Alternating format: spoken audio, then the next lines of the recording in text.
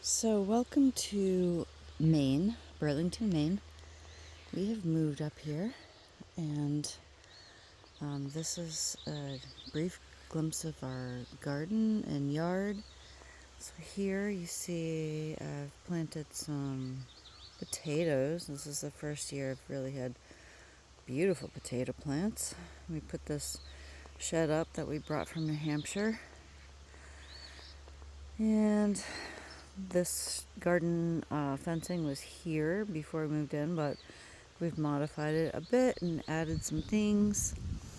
I've got some honeyberries started here, some herbs in that tub, hothouse for tomatoes. There's also some tomatoes outside. I'll get closer in a minute. There are other garden beds that these folks had left behind we put here. Got some corn and Three Sisters garden here with squash and beans and corn. This is a structure that will become a bee house. More to come on that later. We've got a new barn for our goats, which are currently living here in this little temporary housing structure. You see some construction going on back here in the background. We're having a French drain put in against the house to resolve some leaking issue in the basement. And far away, you see we've got our little camper trailer that we have lived in on and off and use as a kitchen currently while our house is being finished inside. And so let's take a little closer look at the garden. We came here and there were these 3 raised beds here. And this year we had a lot of birch trees that came down, so we used them to create these raised beds.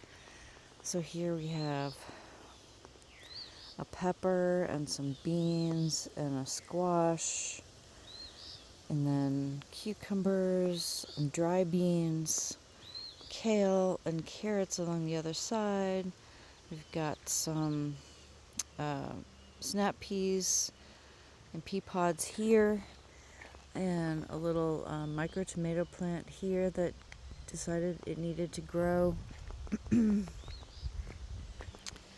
Here we've used this, this is dug in about a foot, and so this plastic tubing was left here, so we're using it for a raised planter. I've got calendula and cranberry and a plum tree that I put in, and some herbs, so some lavender and stuff. I've got a little lavender, an herb bed over here, so just multiples of different herbs, and a little pepper plant and some jalapeno pepper plants over here. Here's some beets, which I'm about to thin out, and some potato onions, which are multiplier onions. I did start some rice. It's not doing so great, but the sesame seeds are doing great, as well as it looks like some zinnias that my mom planted in here. Zinnias, sesame. And then over here, some pole beans and some dill, more herbs, nasturtium, a plethora of lettuce, and some garden sorrel over there in the corner, more peas. And here we have our chard and our spinach and marigolds, some leeks from left that made it through the winter, and some leaving them go to seed so I can have some seed. Got some comfrey in different places that I brought with me.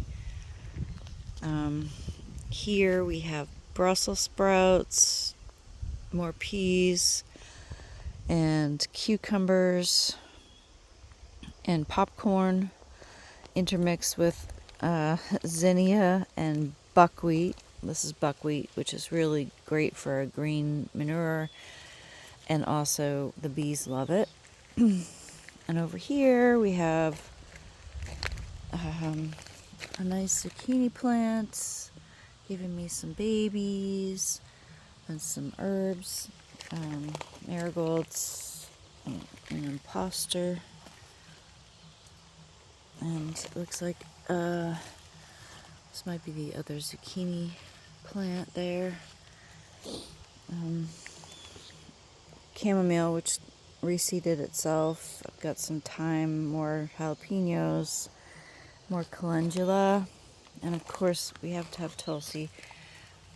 And Tulsi is not extensive this year, but and some celery right there. Over here there's some more buckwheat. You see the starting to flower, so the bees really like it, and the pollen is and the nectar is medicinal for the bees and helps keep them healthy. And there's another cucumber plant here. And like I said, these are potato onions, which are like multiplier onions. So on the other side of the fence we have a little grapevine that my daughter Audrey gave me with some mint and lilies, lemon thyme, which is happy here, and some other herbs that I put in there.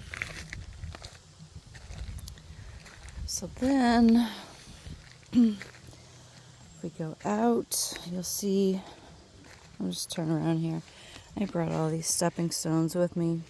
They come with me wherever I go. So they started out in Derry, New Hampshire, and come here. And we also have some rhubarb going there. And last fall I planted some winter wheat, and it's doing pretty well. I'm just going to use the seed to keep and resow for this year so I can expand. And the tomatoes are looking pretty good, pretty happy. I just fertilized them the other day, so we were predicted to have a cool summer, and so I wanted to put some tomatoes in a hothouse, so they're under this greenhouse with the door open, but maybe I'll be able to extend the tomato season with the hothouse. I've got more potatoes going here, and some regular onions, red and white onions over here. Then I've planted a random flower bed, so I mixed a whole bunch of flower seeds together and planted. The buckwheat is taking over, but I'm going to cut that back to give the seedlings underneath a chance. So underneath there are other flower seeds coming up and sunflowers and stuff. This is a random herb bed, same thing, and then a random vegetable bed. So you can see there's some little cucumbers or squashes or something, and then a tomato or sunflower or possibly eggplants coming up, not sure, but random. And then I did put in an apple tree, a couple of mulberry trees here, and we have several beds that were planted with asparagus, which is struggling, but here's some asparagus over here. This bed had it, this bed,